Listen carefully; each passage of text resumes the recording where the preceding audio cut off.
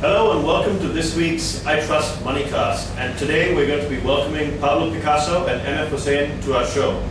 Just kidding. The Indian Art Summit just finished this past weekend in New Delhi, and we thought we'll talk about art as an investment.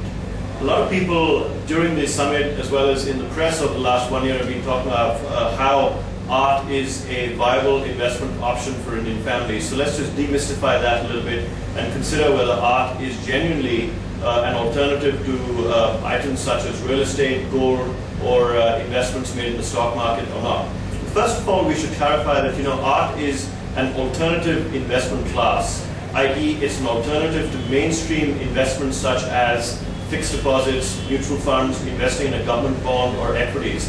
And as a result, it has certain types of unique characteristics that are worth discussing for a moment. The first of which is that returns in the art investments are generally uncorrelated to returns in other investment asset classes such as stocks and mutual funds and real estate. This is based on the experience of numerous Western countries where the art market has been around for a long while.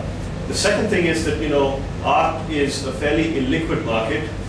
You can't really buy or sell very quickly.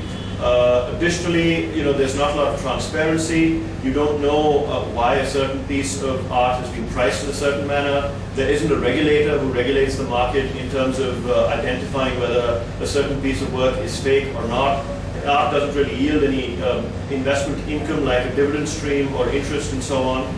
And finally, art also has the issue of handling costs associated with it, which means insurance and storage costs, which your typical share certificate doesn't. So all that being said, is it really worth investing in art?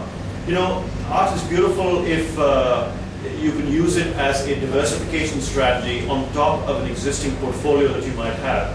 Just like it's important for you to walk before you run, similarly, as far as your portfolio is concerned, make sure your portfolio has a fairly strong foundation before you start working towards adding alternative assets such as art on there. So go ahead and do invest in art if you've got already a fairly basic portfolio with a strong foundation in place. But most importantly, it's an asset that you can touch, look and feel. So you need to enjoy that asset and invest in it if you like the particular piece of work, not just because it's an investment.